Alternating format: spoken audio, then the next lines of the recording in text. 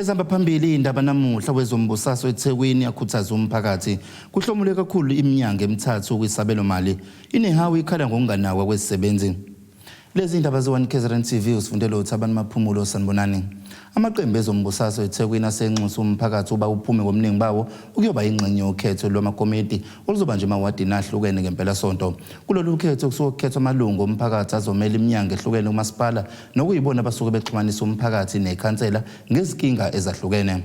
Ihhovisi likaSomlomo kumasipala iTheku lithe lokulungela ukuthi kusingathwe ukhetho lokomiti amawadi oluzohlala iminyaka emihlanu ezayo emawadini ahlukene. Owaleli ihhovisi kulomasipala uthi zonke izinhlaka zomphakathi kuzomela iqinisekise ukuthi ziyameleleka. I-ward committee iyisakhiwo saleso sigceme nesigceme lapho zonke inhlaka zomphakathi kungaba inhlaka zamasonto, osomabhizinisi, intsha, omama, uma ngathi njengesilungu all organized formation nama sectors eodini kumele ameleleke kwi-ward committee ukuze bakwazi ukuchampiona ama-interest abo kwi-ward committee. Abamaqembu ezepolitiki bathi abalindele ukuthi lolu hlaka oluzokhethwa manje kube ukuthi kufakwe ezepolitiki phakathi. Into esingayifuni si-EFF ukuthi ama-ward committee kugcine sekwamalungu e-ANC kuphela. Ilana kubuqhophololo ne-corruption ebakhona budlabha ngoba leya nto akusiyo into yenhlangano ethize kodwa into yomphakathi edinga abantu bomphakathi. Esikulindeleyo thina ukuthi lolu khetho lwama-ward committee kungabi inkundla la khona kuzobangwa ipolitiki ngoba njengamanje sizokhetha abantu okufanele balekelele ama-ward councillors ekusebenzeni umsebenzi wabo nsuku zonke. Ngakho-ke silindele ukuthi kube abantu abanentshisekelo yokusebenzela umphakathi, kube abantu abamele inhlaka ezahlukeneyo emphakathini. Unyawose uthi umphakathi kuzomela uqinisekise ukuthi akuxambukele ipolitiki mangabe kukhethwa lamalungu ngoba lokho kwenza ukuthi lolu hlaka lungakwazi ukusebenza bese kudaleka impikisho eminingi. Uma ama-ward committees esebenza kahle, uma esebenza kahle kasuke ehlangana nyanga zonke exoxa ngeindaba zomphakathi engasebenzi ngokuchema nenhlangano zezepolitiki. Leyo umphakathi kwenza ukuthi bangabikho abantu abangazi ukuthi umasipala wenzani, unaziphi inhlelo endaweni yabo. Futhi amukho umuntu othi angikaze ngize ngilibambe iqhaza ukuthi endaweni yethu sifunani. Lokho kuyasiza ukuthi kunciphise impikisho. Ngokusho kaSomlomo uthi lolu khetho kulenyanga luzosingatha izigaba ezimbili ukuze abasebenzi babo bezoba nazo izinsiza zokusebenza ezanele. Uthi ngomhla ka13 luzobanja amawadini awu56 bese kuthi ngomhla ka20 kuMarch lubanjwe kumawadi angu55. Ngoteboho Sibisi eThekwini. Okuphume phambili kwesabelomali sesifundazwe KwaZulu-Natal ukuthi Imithathu iminyango efakelwe imali eningi kakhulu kuneminye owezempilo, owezemfundo kanye nowezenhlalakahle. Kuphinde kwavela ukuthi isifundazwe sizoqhakambisa ukulungiswa ingqalasizinda yezibhedlela, izikole, imigwaqo kanye nokwakhelwa kwabantu izindlu. Enkulumweni ekhethekile noNgqongqoshe Uminyango Wezezimali KwaZulu-Natal uNomusa Dube-Ncube ngemumva kokwethula isabelomali sonyaka u2022 no2023 uchaze kabanzi ukuthi kungani Iminyango Emithathu ithola ingxenye enkulu yemali yesifundazwe. Iminyango okuwona uthole imali enkulu kunayo yonke iminyango echaza ukubaleka kwabantu abasha kanye nemfundo kuhulumeni wesifundazwe saKwaZulu-Natal we-Education Department. And u-Education Department kukhona izikole ezintsha abazozakha bese kuba khona abazozilungisa kuhlanganisa nalezi zazilinyazwe izikhukhula ngesikhathi sinezikhukhula ngonyaka odlule bese kuba khona ezinye abazosifakela uxhakaxhaka abanjengo internet, izinto zabo robotics, kuphinde kube khona eminyangweni waka education ukumuva kwalaba odato ebekuthiwa i-early childhood development grade R uzomova manje uphuma lapha yakwa social development usowuzala kwa education okuchaza ukuthi kugcizelela khona ukuthi uma ngabe sikhuluma ngemfundo yomuntu sibheka umuntu wonke kusho ukuthi buyela kuleleya phupho likamafukuzela yokuthi uma ngabe sakha umuntu eningizimu Afrika asakheni umuntu ophelele kusukele ekuncaneni kwakhe ezalwa kuze kuba uyafika koma university ufika kuphi kufanele kube umuntu ofika seke namakhono zwile esikhuluma nangokuthi abantwana basezikoleni bazawuthola ngisho ukufunda i-driving school kwenzela ukuthi ngoba akuwona wonke umntwana ozoyi university fanele sik understand lokho ukuthi kukhona abanye abantwana abaneziphiwo ezihlukahlukene abantu nje bonke baneziphiwo ezihlukahlukene. Enkulumweni ekhethekile nethimba le1KZNTV uDube Ncube uthi umnyango wezempilo nawo obalekile ngoba isifundazwe saKwaZulu-Natal sinabantu abaningi uma siqhathanisa nezinye izifundazwe eningizimu Afrika.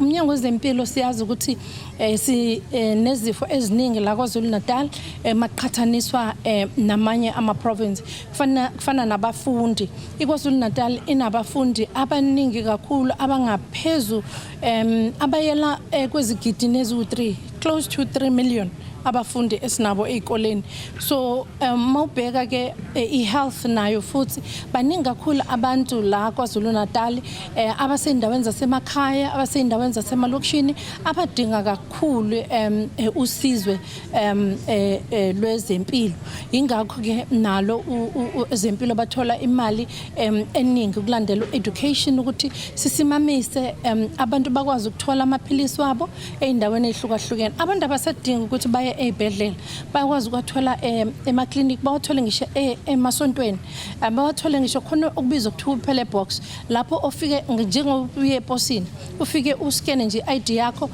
umuthi wakho uphume uthathe ugoduka ekhaya awudingi ukuthi uzohamba mama queue ezibhedlela nasema-clinic. Kanti umnyango wezenhlalakahle nowezolimo uzoqhakambisa ezinhlelo zokuthuthukisa imiphakathi okubala kubo abantu abafuyile kanye nalabo abangafuyile. Bese kube i-social development nayo futhi siyazi ukuthi ibhekelela kakhulu abantwana ogogo kanye nabantu ababuthakathaka nayo futhi ithole isabelo esikhulu ngoba kufanele ibhekelele idingo zomphakathi ibhekelele ukulwisana nokuhlukumezeka kwabantwana nomama kanye nabantu abakhubazekile ibisibheka nje inhlalakahle yonke yabantu balapha eKwaZulu-Natal naseNingizimu Afrika ukuthi siyazi ukuthi isizwe sethu siphuma esikhathini esinzima kakhulu lapho kuningi ukuhlukumezeka nokuhlukunyezwa kwabantu besifazane kanye nabantwana ingakho ke kufanele imikhankaso enjengale yokubhekelela laba ababezisulu kungagcini nje ngokuthi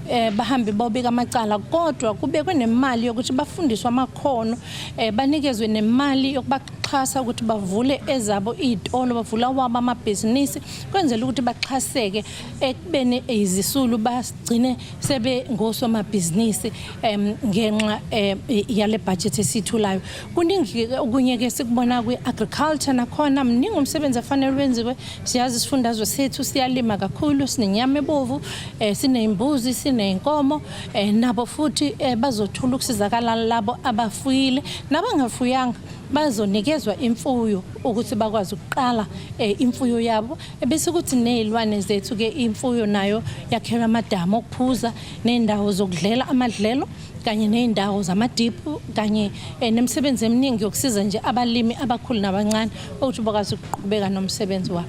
Ezindabeni ze1KZNTV kubiku Ayanda Dube eRoyal Showgrounds eMgungundlovu. Inyoni yabasebenzi nehawu ibhekishe ngokuthula ngaphandle kwase-Royal Showground eMgungundlovu ikhala ngokunganawo kwezisebenzi ukuthi azinyoselwe amaholo nokuthi zisebenza ngaphansi kwezimo ezinzima kepha azinakiwe. Nabafelokazi nabo bebeyingxenye lombhekisho bekhala ngabaqoqi bentela iSARS bethi bafuna ibazwele ngoba imizi yabo iyadliwa ngenxa yokuthi bathole kanzima.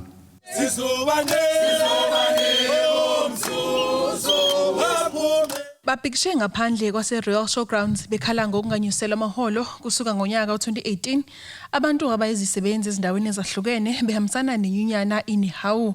Unobhala weKhoSathu KwaZulu-Natali uEdwin Mkhize uthe abaneme ngezimo izisebenzi esebenza ngaphansi kwazo nokuthi aziholelwa imali efanele. Ikakhulukazi into esiphatha kabuhlungu thina ukuthi siyabona indleko zempilo ziyakhuphuka kakhulu. Njoba ikhuphuka indleko zempilo nje esontweni edlule upetrol ukhuphukile ngo-1.46%. Kwaphinda futhi kwakhuphuka ugesi about 9.6%. UNERSA uvumele uEskom akhuphula ugesi ngo-9.6%. Kwaphinda futhi kwakhuphuka ama-e-tolls. Kodwa uma ubheka futhi igovernment inqabile ukunikeza abasebenzi kakhulukazi bakwahulumeni iholo labo njengoba bekuvunyelwene ngo-2018 abasebenzi fanele bathole i-increase. Leyo matter ziyafika enkantolo. Okuyinto esasixakayo-ke sabasebenzi ukuthi inkantolo ivume kanjani ukuthi igovernment ingabakhuphuleli abasebenzi imali. So into esiyishoyo ukuthi njengoba indleko zempilo ikhuphuka kakhulu kodwa okuza ngakubasebenzi okwamaholo namanye ama benefits eza ngakubasebenzi igovernment iyawacindezela iwashonisa phansi. Kanti ke nenhlangano yabafelokazi nayo ihamise ezayo izikhalazo kuNgqongqoshe wezezimali esifundazweni uNomusa Dube-Ncube ikhala ngabaqoqi bentela uSARS ukuthi awunalo uzwelo. Into esithathe yaze silethelana inkinga kaSARS. uSARS into ayenzayo usitaxa thina sithi usitaxa kathathu because ngifike ngitaxwa umqashi ngiphinde kuzotaxwa ispousal pension bayifake ndawonye.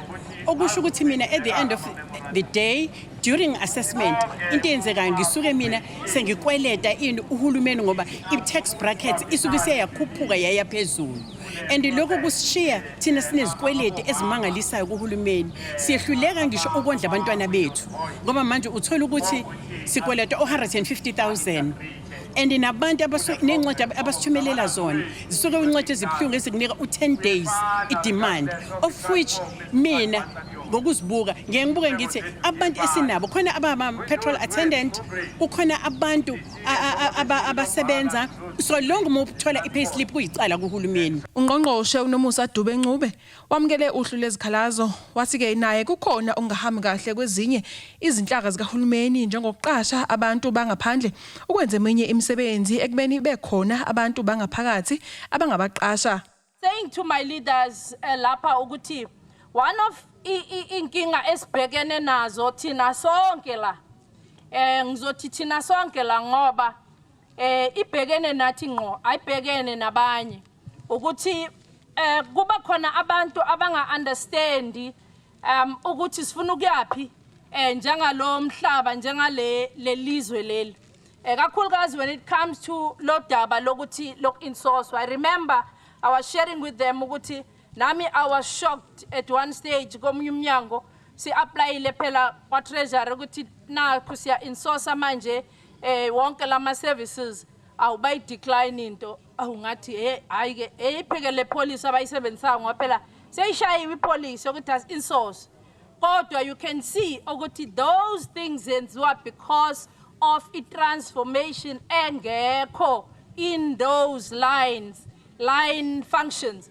ekufanele ngabe ziyatransformeka zikwazi ukunderstanda impilo zethu zibe also sympathetic to imfuno zethu njengabantu kakhulukazi la abamnyama. Kanti ke babe sebemnikeza izinsuku eziyishumi ukuthi aphendule uhlu lwezikhalazo zabo. Ezindabeni ze1KZNTV kubiku Ayanda Dube eMgungundlovu. Isalingena lutho inkulisa esendaweni yasemjondolo kwaJika Joe eMgungundlovu kulandela ukuthungela ngomlilo ngabantu abangaziwa ukwasha kwanqonga konke obekusegumbini okugcina kulona izinto zabantwana zokudlala kanye nezokufunda. Uhlalo wekomiti lalenkulisa izamakuhle crash uthi bazamile ukuvusa ngothayela lapho kushe khona ukuze abantwana bangeke babe uvanzi. Uthi indawo abahlala kuyo inomngozi obukhulu ayilungele ukuthi abantwana bangacocoma ukuyona. Usazibuza namanje umphakathi wakwaJika Joe ukuthi ngibani ungacela phansi inkulisa ewusizo kangaka. Usihlalo wezamukuhle crash esheya ngqonqa kwasindi container yodwa uNtombili Thuli uthe bathola umyalezo ebusuku ukuthi inkulisa iyasha. Wafika untombazana uhlala la wayongibiza ngale emkhukhwini wathi ayibona ihleli kuyasha ecrash lapho bekusazoqala igeneration saphuma ngasagijima senza la sathola abantu ke vele sebalana labahlala la baphula saphula baphula basho bathi hayi umona lo ngoba masidonsa lokhu bekula ngemuva bekuno petrol la izandleni zethu ngithi ke mina ukuqale bathi ke bona qalela ngemuva ene kuyabonakala la kuqale khona akaqali phakathi endlini qalela ngemuva hayi sifune kuthi ngabe inkinga yini imbangela namanje asiyazi. uLuthulu uthe baphuthumise ukulungisa igumbi elilodwa ukuze abantwana bezobuyela ngoba kunobungozi endaweni yakwaJika Joe.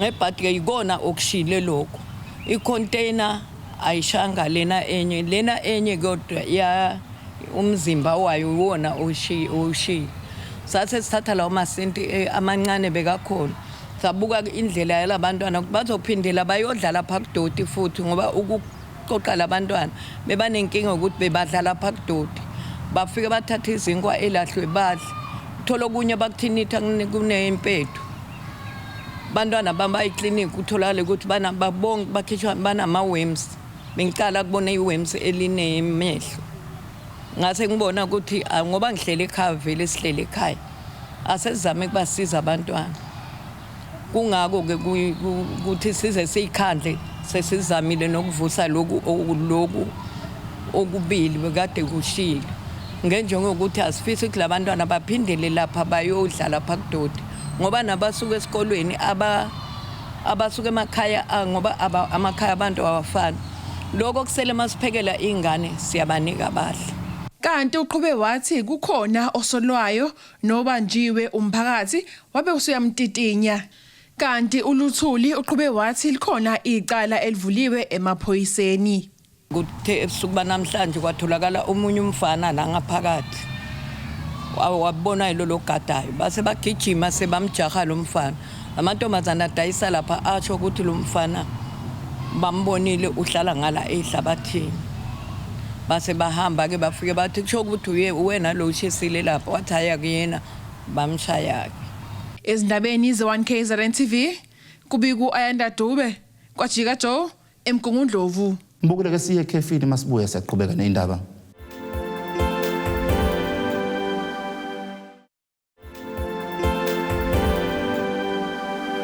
Siphinde sikwamukele mbukeli wa1KZNTV usabukele indaba. Izikhungo esifundisa ukushayela esifundazweni KwaZulu-Natal zibamba ukukhulela ngoqwe mashi ebheke emahhovisi kaNdunankulu esifundazwe ngenhloso okuzwakalisa izikhalazo zawo. Ekhuluma nethimba lezindaba le1KZNTV uhlalo lenhlangano ehlanganisa zonke izikhungo esifundisa ukushayela esifundazweni iKZN ubumbano driving school uMandla Ndlovu uthi ukubasukumise phansi uhlelo lwezobuchwepheshe besimanje manje uhulumeni asefuna abantu balisebenzise uma befaka isicelo sezincwadi zokushayela ungabi nezindawo eziqondile zokusebenzela nokunye nathi kuyihlazo elikhulu uma ubuka ukubaleka kwalemboni. Zinquma ungena emgwaqweni ngenhloso okuzwakalisa ungenamkwazo izikhungo eziqeqesha abantu bakwazi ukushayela. Lezi zikhungo ezivela kulolonke elikaMthaniya zibambe inhlabalihide zisoka kule banana ziphikelele eMgungundlovu ngenhloso yokubhodla kuNdunankulu wesifundazwe njengoba ke bekhala phakathi kokunye ngokungahlomuli emalini okwakuhloswe ngayo ke ukulekelela labo ke abakhahlanyezwe ukhuvethe ungabi nezindawo abahlinzekwe zona ngokusemthethweni ukuba ke basebenzele kuzo nokunye ke okuningi. Kuyihlazo kabi ukuthi emva kwesikhathi eside kangaka uhulumeni ephathile ngiyacabanga ohlanga 28 years manje asinazo indawo zokusebenzela bonke abantu banazo indawo zokusebenzela. Njengamanje ukukhona nje kunama sign wonke akhona thina sinayo isanje ekhomba ukuthi nansi Transcool uzoyibona kanjani iTranscool kuyethusa kakhulu sithola kunama sign khona nawe ezintsha baningi nasenza khona nawo ratio nawo banobani asina ngisho holding bay yokuthi mawungena phakathi edolobheni ugcina usuhujwa amaphoyisa ekubhela ukuthi umendaweni engafanele ume kuyona abanye ngendaba ukuthi amaphoyisa nawo akafundisekile athi uzo advertise emgwaqeni sithi ukuthi sesinengqinambe enkulu ingcindezi ephezulu kwethu umuntu ohamba ngemoto nje uqale kuthina kodwa kuyisimanga esikhulu makutholakala ukuthi thina njengoba bonke abantu beqale kuthina nje uminister uhamba ngemoto imoto ithina simfundisile ukuthi driver kanjani imoto kuhlunguke nezinhlelo ezinye uhulumeni azenzayo sizakhulunywa nango road safety thina sibala ngemuva sibala ndawo uthole kusukela abantu ongabathi uba isikhathi sini uze bekhuluma nge bayazelaphi road safety ngoba ithina abanikazi ama road safety akusiphathi neze konke ke lokho kwenzeka la. Lo mbhikisho ujoyina eminye ebonakala kwezinye izifundazwe kulandela ke ukuba ungqongqoshe wezokuthutha kuleli ememezele ukuqalisa kohlelo lokufakwa kwezicelo ngobuchwepheshe besimanje manje onhloso yakho ke ukunciphisa umthamo wabantu abamake olayini ezikhungweni zokubhalisela izincwadi zokushayela kanye nokuqeda nyanga ubugebengu obuqhubekayo kulezi ikhungo. Lokhu ke sekholele ekutheni abanikazi bezikole ezifundisa ukushayela bagane unwabu njengoba ke bethi lokhu kuyindlela ke yokubaphuca iqathe emlonyeni kanti futhi kushaya indiva amakhasimende angakwazi ukufinyelela kwezobuchwepheshe. It has an effect to such an extent that we as a driving school lose our revenue. Our revenue is gone with the online booking because we have no clients now. Online booking has affected us to an extent that the clients don't come to us. So how do we survive? Where do we get money from? We need to live, so we need support. Ziningi izinto ezizokwenzeka. Sizomnikeza u7 days noma u14 days. Emva kalokho sizobona sibuyele ku-boardroom thina yethu soda. Sibonisana ukuthi sizokwenza kanjani kodwa ke sizokwenza yonke indlela ukuthi isifundazwe sakaZulu Natal singabuseki. Ngani ngoba sesikhathele manje yonke into eyenzeka la thina sisalela ngemuva. Kanti nathi sifuna sibonakala ukuthi sosomabhizinisi. Thina silekelela uhulumeni kwezomnotho. Bonke abantu abaphuma ezikoleni manje abanye abangasebenzi. Ithina obasibaqashayo. Kodwa lokho akubonakala. Sekufanele ukuthi kubonakale ukuthi manje sikhona nathi embonini.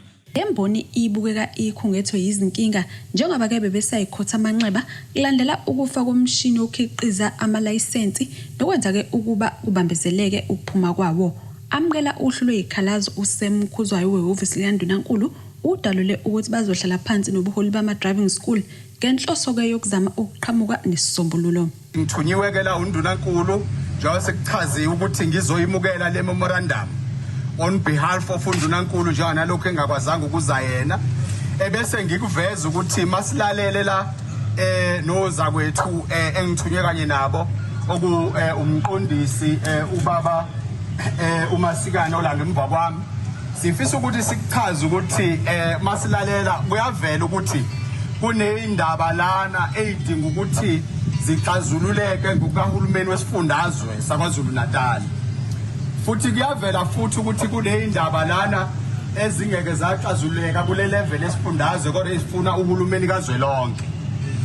Ngakho ke zimbili indlela uNdunankulu ke asithuma ukuthi kufanele sicacise ukuthi izona eziyisetshenziswe ukuxazulula udaba njenganalokhu sekubhaliwe sesiyimukelela le memorandum ngoba sisinawo futhi nama contact details leadership sizokwazi ukuthi sibhale ebese sisho ukuthi nazi impendulo indlela yokuqala leyo kodwa indlela okuyiyona yona esiyibona ingazi ukuthi iba more effective eyindlela yesibili ile yokuba nomhlangano lo. Ezindabeni z1KZNTV uBikuntombi khona Mvubu ngisithini.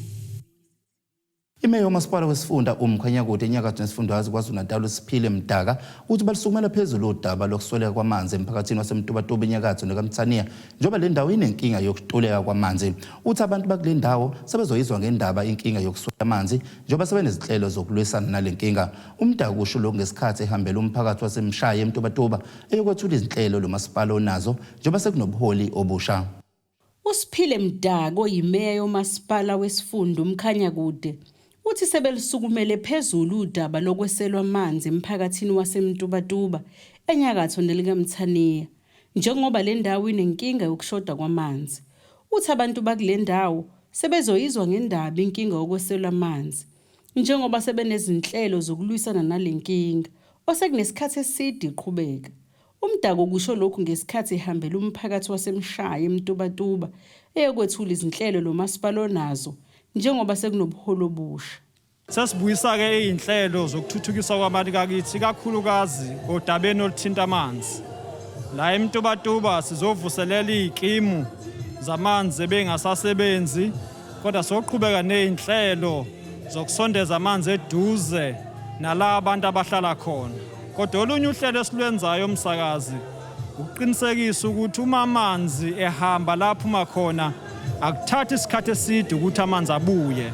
Ingakho sizoqasha abasebenzi abazobhekana ngqo nokuvuselela kwanqalasizinda nokulungisa lapho kuneyinkinga khona ngoba sifuni la kuphuma khona amanzi aphinda nqamuke.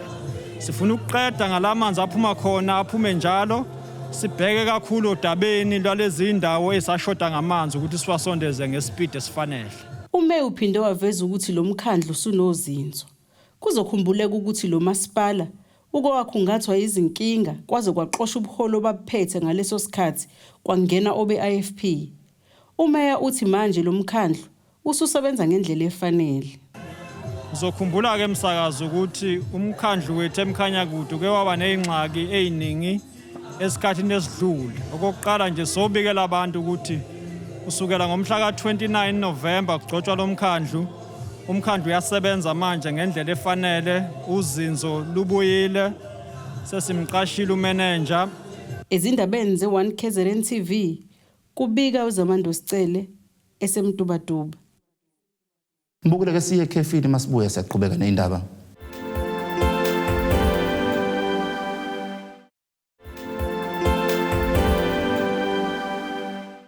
Mbukela sibheke enkosini yezomnotho.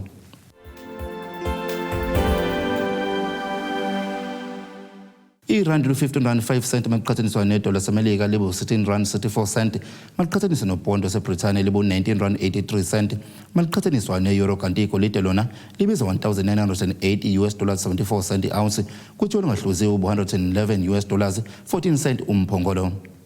Mbukela sibheke enkosini yezemidlalo.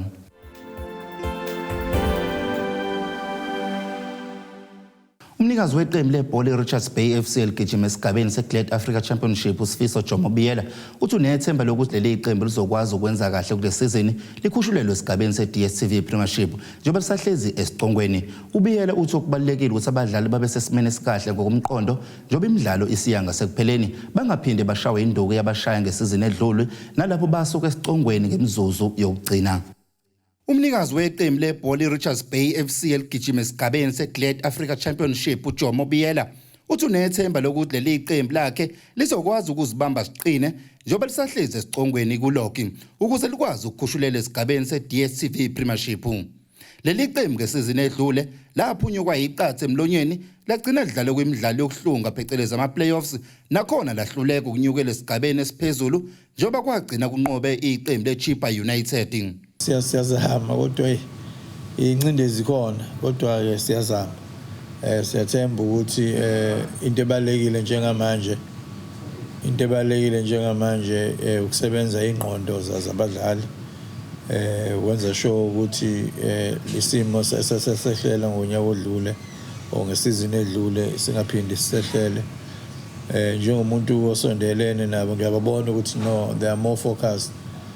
Not that they were not focused last season, but they are more focused this season and bayazi ezinye izinto ezenzeka ngaphandle kweground engase ibaphazamise bayilindele zonke lezo zinto. So ke ngiyathemba ukuthi yonke into izohamba ngohlelo this season. Mbukela ke sibheke isimo sezulu esingalindeleka.